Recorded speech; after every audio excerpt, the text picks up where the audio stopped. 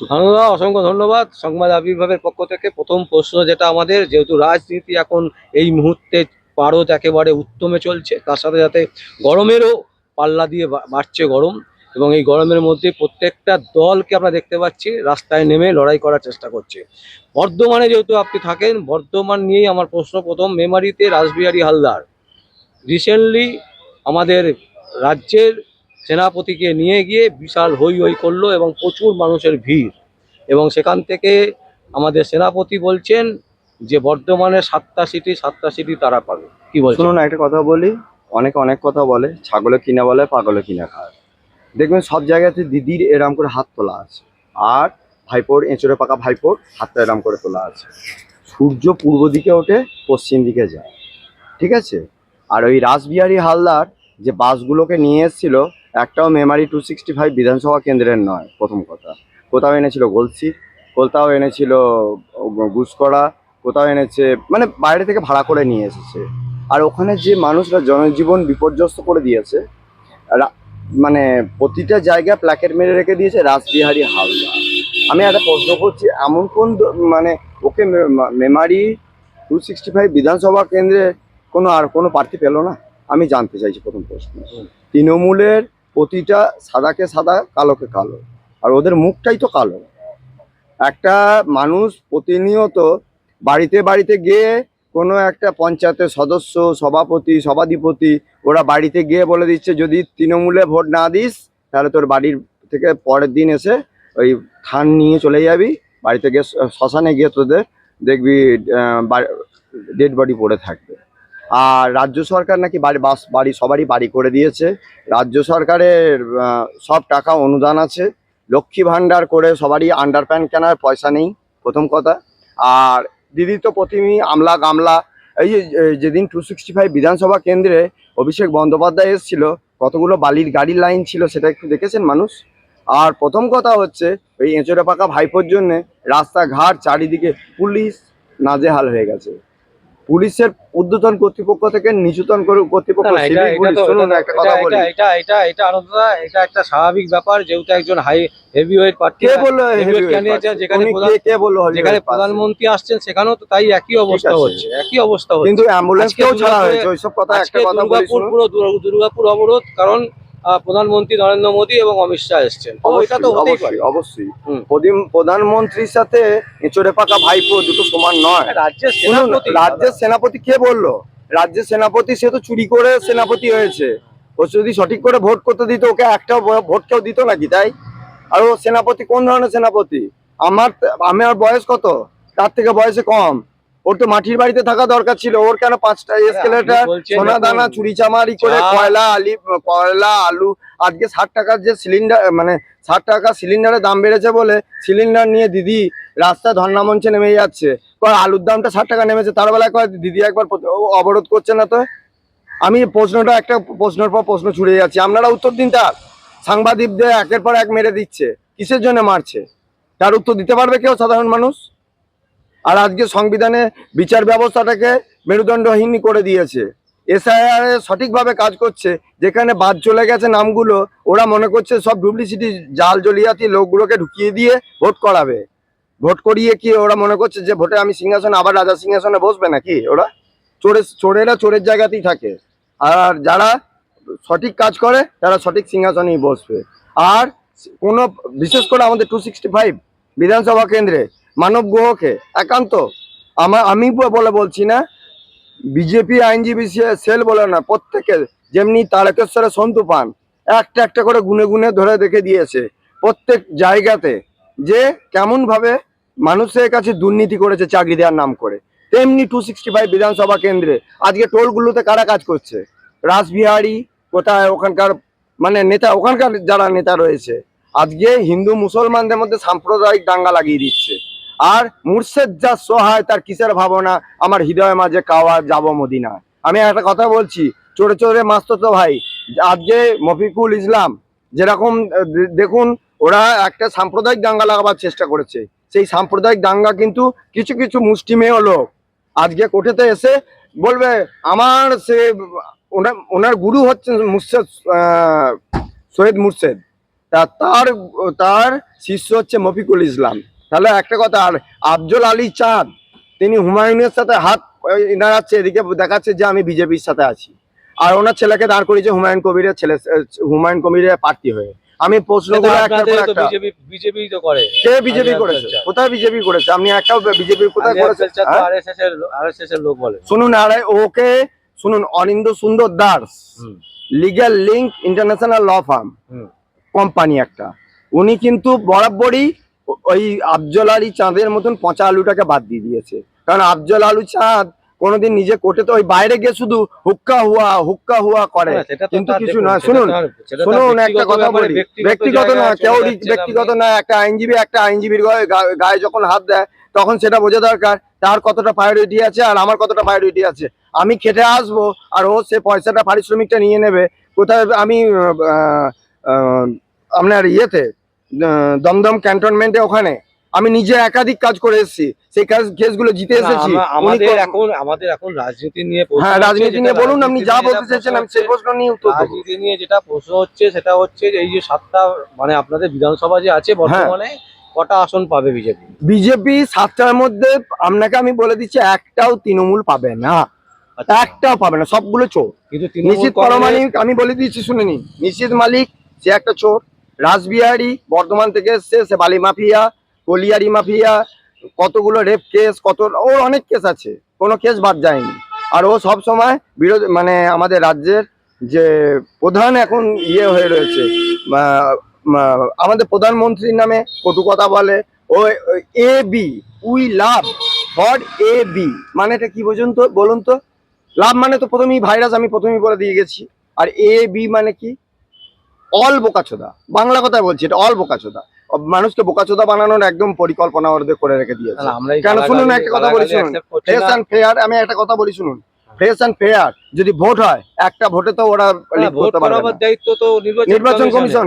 এবং আপনারা 2.5 লক্ষ সেনাবাহিনী দিচ্ছেন, আর কত সেনাবাহিনী চাইছেন? শুনুন, সেনাবাহিনীর থেকেও বড় কথা ওরা, আপনি একটা কথা বলি, আপনি 265 বিধানসভা কেন্দ্রে আপনি দেখবেন যে পরিমাণ ব্যানার পতাকা লাগিয়েছে, সেই টাকাটা যদি গরিব মানুষের কাছে দিত না তাহলে কাজে লাগতো। হাসপাতালগুলোতে ডাক্তার নেই, চিকিৎসা করতে গেলে কমিশন দিয়ে ওই ওই রাসবিহারী হালদারের মতন নেতাদের ওই নার্সিংহোম রয়েছে, নিত্যানন্দ যে আছে তার নামে একটা নার্সিংহোম রয়েছে, তারপর স্বপন বিষয়টা আমি বলেই দিয়েছি চোর একটা।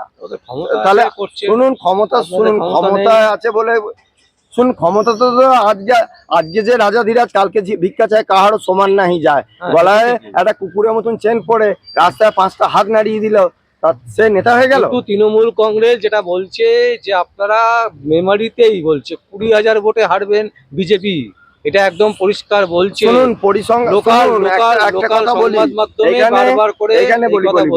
লোকাল মাধ্যমকে শুনুন, সংবাদকে প্রথম কথা হচ্ছে আমাদের যেখানে ওখানে দাঁড়িয়েছেন যিনি মানব গুহ, সে যেখানে যেখানে পোস্টার মারছে সেখানে পোস্টার ছিঁড়ে দিয়ে আসছে।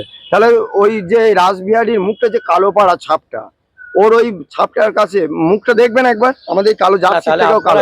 আমি একটা কথা বলছি শুনুন, শুনুন, তাহলে একটা কথা, আপনি যে কথাটা বললেন, ও যদি চুরি করে আমিও চুরি করবো, এইটা হ্যাঁ কমপ্লেন তো অলরেডি রেজিস্টার্ড হয়েছে। কে বলো রেজিস্টার্ড হয়নি? পুলিশ আজকে ক্ষিপ্ত হয়ে গেছে কিসের জন্য? আর সিভিকরা মাইনে বাড়ছে না, আর ডিএ থেকে আরম্ভ করে কিচ্ছু বাড়ছে না। আর ওই প্রথম থেকে আমি বলেছি ওখানে একটার পর একটা দেবীদাস মুখার্জি, আমি নাম ব্যক্তিগত নাম ধরে বলে দিচ্ছি, দেবীদাস মুখার্জি চাকরি দেওয়ার নাম করে, আব্দুল হামিদ কারিগর চাকরি দেওয়ার নাম করে, আম পার্টি একটা নাম ছিল, সে মহিরুদ্দিন বলে তার, সে ওখানে সব জায়গায় কাটমানি। আমায় এখনই একটা ডাক্তার বিমানকান্তি রায়ের কাছে নাম লেখাতে গেলে আগে ওর কাছে কাটমানি দিয়ে যেতে হবে। শুনুন, একটা কথা বলি, তৃণমূল কি বলছে, ছাগলে কিনা বলে পাগলে কিনা খায়। তৃণমূল বলছে যে এই যে মানব গ্রহকে দাঁড় করিয়েছে, এ 20,000-এর বেশি ভোটে হারবে, আর যতগুলো বিধানসভা আছে 20,000 ভোটে হারবে না, 20,000 ভোটের থেকে বেশি ভোটে জিতবে। কারণ আমি একটা কথা বলে দিই শুনুন, বলছে এরা ইচ্ছা করে পোস্টার ছিঁড়ছে, নিজেরাই ছিঁড়ে। ভুল কথা বলছেন। আর ওখানে সৌরভ সাঁতরা ওয়াটার ইরিগেশন জায়গার ওপর বাড়ি করে রয়েছে। আইএনটিটিউসির নেতারা যারা ছিল, আমি প্রথমেই বলেছিলাম এসটিসি মানে কি, আপনারা সবাই বলেছিলেন যে কম্পিউটার ট্রেনিং সেন্টার, না, সেক্সুয়াল ট্রেনিং সেন্টার। আমি একটার পর একটা কথা বলে যাচ্ছি। ওনার নিজের বউ বাড়িতে বউ থাকতে ওনার ছাত্রীকে বিয়ে করেছেন। উনি এখন আইএনটিটিউসি সভাপতি। আচ্ছা আমি একটা কথা বলি, সাধারণ মানুষ যদি জয় জয় শ্রীরাম বললে রেগে যায়, মানে ওই তৃণমূলের হারমাত বাহিনীরা রেগে যায়, জয় বাংলা বললে আর জয় বাংলা বললে জয় বাংলা বললে শুভেন্দু দিকে রেগে যায় কেন? শুনুন একটা কথা বলি, জয় বাংলার নামটা বলছেন জয় বাংলা, জয় বাংলার জন্য শুভেন্দু অধিকারী রেগে যাচ্ছে। শুভেন্দু অধিকারী রেগে যায়নি। শুভেন্দু দেখুন একটা কথা বলি, দিলীপ দাকেও অনেক খারাপ কথা বলেছে, শুভেন্দু দাকেও অনেক খারাপ কথা বলেছে। যেখানেই গাড়ি নিয়ে যাচ্ছে সেখানে ওপরই একটার ওপর, আর ওই চোখের ওপরে কোথাও লঙ্কা গুঁড়ি ছিটিয়ে দিচ্ছে। আর একটা মানুষের কথা, চোখ হায়রে কপাল মন্দ, চোখ থাকিতে অন্ধ। আর প্রতিনিয়ত যেভাবে রাজ্যের এই আপনার রাষ্ট্রপতি, প্রধানমন্ত্রী, স্বরাষ্ট্রমন্ত্রী আর যোগী আদিত্যনাথ প্রত্যেকের নামে আপনি দেখেছেন না যেরকম ফাইল চুরি করেছে দিদি। যদি কেউ কথা বলতে যায়, দিদি সবসময় সুরক্ষা কবচ নিয়ে যাচ্ছে। যদি অত দম থাকে তাহলে এখানে হাইকোর্টে সেখানে হাজিরা দিচ্ছে না। আমি প্রশ্নটা করছি, কেন হাজিরা দিচ্ছে না? ওর এচড়ে পাকা ভাইপো আর মা ছেলেতে টাইম এলে দেবে, মানে টাইম এলে টাইমটা কি? তাহলে যে পরিমাণ মানুষের রেপ হচ্ছে, যে পরিমাণ মানুষ ধর্ষণ হচ্ছে, সেখানে ক্ষেত্রে আগে পঞ্চায়েতের সদস্যরা আগে গিয়ে ওখানে সমস্যার সমাধানে যাচ্ছে কিসের জন্য? তখন তো বলতে পারছে না যে তখন টাইম গেলে এলে হবে। বাংলায় হচ্ছে না, সব জায়গাতেই রেপ হচ্ছে, বাংলাতে বেশি হচ্ছে। শুনুন বাংলাতে, শুনুন আমি একটা কথা বলেছি, বিহার বিজেপি এসছে, আর তারপর উড়িষ্যায় বিজেপি এসছে, আর বাংলাতেও বিজেপি সংগঠন হবে। বিজেপি আসার পর থেকে, হ্যাঁ বলুন, উড়িষ্যাতে যে কমিটমেন্ট ছিল সেই কমিটমেন্ট রাখছে না। কেন রাখছে না? শুনুন কে বললো কমিটমেন্ট রাখছে না? বিজেপি গভর্নমেন্ট রাখছে না। কে বললো কমিটমেন্ট রাখছে না? শুনুন, না না না না, শুনুন, বিজু পট্টনায়ককে উনি বরাবরই একটু মানে খেলোয়াড় মাল ছিল। তো একটা দল যখন নতুন জায়গায় সংগঠনটা তৈরি করে, সেই সংগঠন তৈরি করার পর রাজ্যের যিনি মুখ্যমন্ত্রী থাকেন, উড়িষ্যাতে কোনো অশান্তি ছিল না, এখন বিজেপি আসার পর থেকে অশান্তি হচ্ছে। শুনুন দুর্নীতিগুলো ধরে বেড়াচ্ছে, সেই জন্যই তো আজকে শুনুন যে পরিমাণ কাটমানি ওই ওখানে বিজু পট্টনায়ক থেকে আরম্ভ করে ওনার ছেলেরা করে গেছে, সেইটাকে কি কেউ বলে দেবে যে না ওটা আমার এটা সমস্যার সমাধান হয়ে গেছে? বলতে পারবে? কেউ বলতে পারবে না। আর এই অশান্তি লাগানোর পক্ষেও দেখবেন দিদিরও একটা মানে কাণ্ডারি আছে। কারণ উড়িষ্যাতে যত এই তৃণমূলের হারমাত বাহিনীগুলোকে জেলে পাঠিয়েছিল কিন্তু এই পশ্চিমবাংলা থেকে উড়িষ্যাতে, ওই জন্যই, কারণ বিচারের জন্য। উড়িষ্যার পান্ডারা বলছে যে মুখ্যমন্ত্রী মমতা ব্যানার্জি এবারে এই পান্ডারা ঠান্ডা হয়ে যাবে। শুনুন পান্ডারা প্রথমেই একটা ধ্বজা নিতে গেলে তাতে পয়সা নেয়। শুনুন একটা কথা বলি, ওখানে বলে দেওয়া হয়েছে কোনো জায়গাতে পয়সা নিয়ে পুজো, আপনি আজকে কালীঘাটে যান, সেখানে গিয়ে তৃণমূলের পান্ডারা রয়েছে। আপনি যেখানে যাবেন, আব্দুল মান্নান তার প্রথম মহিলাকে একটা মানে আব্দুল মান্নান ওরফে হক, একটা মহিলা ওনার জন্য শুধু মারাও গেছে। প্রথম কথা বলি, আর যেখানেই প্রচার করতে যাচ্ছে সেখানেই গিয়ে আমি একটা কথা বলুন, এফস্টিন ফাইল নাম শুনেছেন? হ্যাঁ, এফস্টিন ফাইলে, সেই ফাইলে মোদির নাম এসছে জানেন কি? হ্যাঁ, এফস্টিন ফাইলে মোদির নাম আসতে পারে, আসতে না পারার কিছু নেই। কি করে এলো?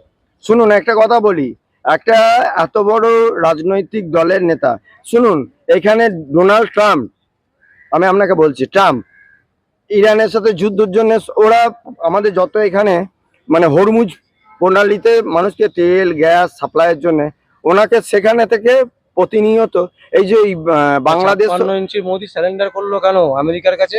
হ্যাঁ শুনুন একটা কথা বলি, উনি কিন্তু যুদ্ধ চান না, শান্তি চান। কিসের শান্তি? কোথায় শান্তি? শান্তি মানে তেলের দাম বাড়িয়ে যাচ্ছে। তেলের দামটা কারা বাড়াচ্ছে আপনি বলুন? তারা তেলের আজকে ডোনাল্ড ট্রাম্প শুনুন একটা কথা করে দিচ্ছে, ভারত ঠান্ডা হয়ে যাচ্ছে।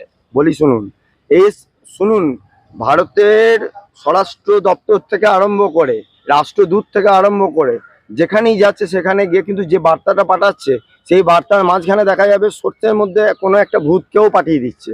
সেটা কিন্তু দিদির দূত, বাংলা কথা, দিদির দূত। শুনুন না একটা কথা বলে দিই, আর একটা কথা বলে দিই শুনুন। হ্যাঁ, ছোট্ট করে প্রশ্ন, বর্ধমানে কটা সিট পাচ্ছে? বর্ধমানেতে 7টাতে, ওরা 7টাই সিট পাবে বিজেপি।